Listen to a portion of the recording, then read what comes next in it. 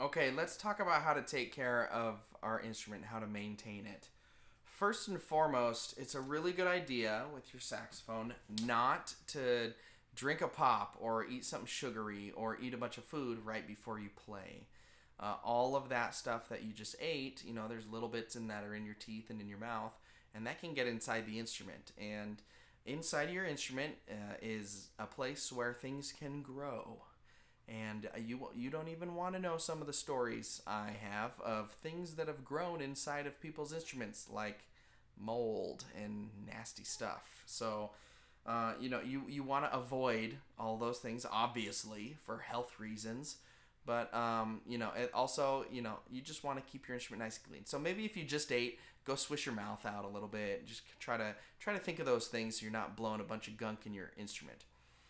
The first thing I kind of want to go over is, when you're taking your instrument apart every day, you're gonna clean your instrument every time you take it apart. If you played your instrument, you're gonna swab it. So that's the biggest, most important thing is swabbing your instrument. Um, so I'm gonna show you how to do that right now. I've got a couple different swabs here.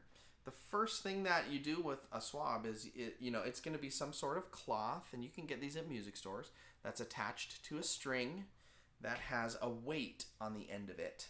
There's a little metal piece, a weight that's been sewn into that. And what I do is I take my instrument and I like to hold it by the bell, and you just kind of got to go fishing a little bit, and you put that weight inside all the way until it reaches the bottom, and then you're going to take a little extra and just kind of put it in there, and then you're going to take your saxophone and you're going to flip it upside down that way. You're going to kind of shake it a little bit, let that weight turn around in here and fall out. You see how there it is, and you kind of got to shake it a little bit. You got to hang on really tight, don't let it go. Okay, and then I'm going to take that, and before I pull it all the way through, I got to make sure this is not all bunched up. If it's bunched up like this, it'll get stuck, and it is not fun to get these things unstuck. I'll tell you that. So you want to make sure it's kind of all flat, okay, and just not bunched up. It's not folded over or any of that. And you take this, you pull, and you pull it all the way through. And it comes through. And you do that a couple of times, maybe 2-3 times. It'll take a while to get used to that, and it might take some time, but you'll get quicker. This is just a different type of swab, has a little less of the thing, but it's a more absorbent fabric. Okay, and this is a good one too. So I'm going to do it again for you just to show you. Put the weight down inside, let it drop as much as you can, put a little extra in there, and nope, mine just fell, so I'm going to hold it right there. And then it doesn't work if you tip it this way. You got to let that weight turn around that corner and fly out like this. You can tell this string is a little longer. And then again with this one, almost lost it. This one, it's kind of different. So you want to make sure it's kind of flat like that, and it'll pull through kind of like this. As I pull, it just goes right on through. And that's how you swab out your saxophone. Do that 2-3 times each time you do it. Some people ask, well, Mr. Absalonson, what about the neck? And yeah, the neck is important. You don't need to swab out your mouthpiece. Actually, it's not a good idea to do that because the inside of the mouthpiece is a very specific dimension. And if you swabbed out the inside of that too many times, you're going to wear down the inside of that, and it's going to become bigger, and then it won't play correctly. So your mouthpiece doesn't really need to be swabbed, and it's just made out of plastic, and it's fine. Some people use a brush to go through every once in a while just to clean it if there's some gunk that gets on there. Sometimes you wipe it off with a brush, maybe a brush that kind of looks like this. You can kind of take it through the mouthpiece, make like that. Make sure the brush isn't too big. This brush might be just a little too big for this mouthpiece, so just be careful not to get it stuck. And then this actually full thing is a swab for your neck. You don't really want to use other swabs on the neck because they could get stuck easy. That's a really small little hole. So sometimes people do this. They'll put it in that bigger end, This little brush goes out there. Actually, some things just came out of this one because maybe this instrument's a little dirty. And, sometimes stuff collects in there and maybe something green pops out. Ooh. And this one has a brush on one side and a little kind of cloth type thing on the other. And that helps get some of the moisture out of there. And they just swab that out once. And, that's a good thing to do if you got one of these. If you don't, it's not the end of the world. The instrument is the one you want to swab the most. Let me tell you why you want to swab those. The reason why is because of all the pads that are on your instrument. If you look right here on the bottom of that, right there, there's a pad. And on every single spot where there's a hole on your instrument, see all those little orange things? Those are pads. And there's a ton of them on your saxophone. And those pads help seal the hole so that there's not air leaking out.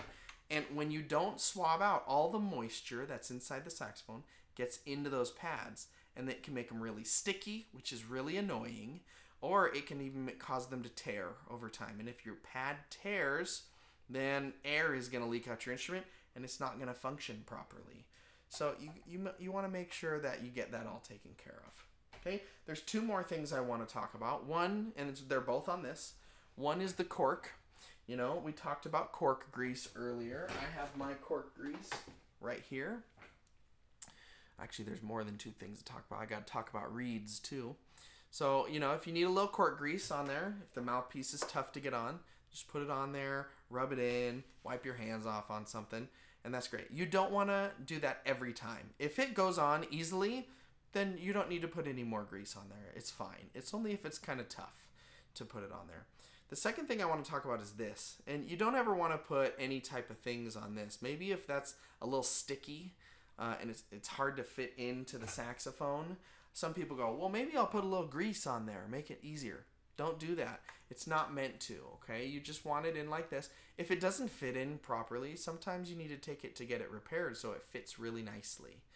Sometimes they can, make it so that the inside metal is just barely less than the outside metal, and then it fits better. But don't put things on there. And in fact, if this part gets kind of dirty, maybe you take a little cloth. I don't have a cloth sitting around here, but you just take a little soft cloth that's not scratchy, and you can kind of clean that part off. And you can see I got a little bit of stuff on there I'm cleaning off with my fingers. And if you get that clean, don't use your fingers, use a cloth. But if you clean that, it'll probably work better. Okay? Last thing I want to talk about when it comes to maintaining things are your reeds. You want to make sure to take care of your reeds. First, by having a reed case and always putting your reeds in those cases. This one's a 4 reed case. It's not a super fancy one. Sometimes you can get really fancy ones that open up and close and store things really nicely. But the purpose of the reed is to let the reed dry flat. You want a flat reed. If it's warped, it will be harder to play. And it's to let the reed, dry out and be flat. That's really both the reasons. The other thing is, like on this, I only have 1 reed on here. I wouldn't like that if I were you. I wouldn't do that. I would want at least 4 or 5 good reeds at a time, and I rotate them. I would actually write maybe right here on the flat part of the reed, or maybe on the top right there, somewhere where your lips don't touch. I would write 1, 2, 3, and 4, or A, B, C, and D, and then I would rotate. Today I'm going to play reed A. Tomorrow I'm going to play reed B. The next day I'm going to play reed C. The next day I'm going to play reed D. And then I'm going to go back to A. And you rotate each time you play. And that's going to help the reeds, 1, be in shape. You kind of got to wear in a reed to make sure it's working properly. And 2, it'll make them last longer.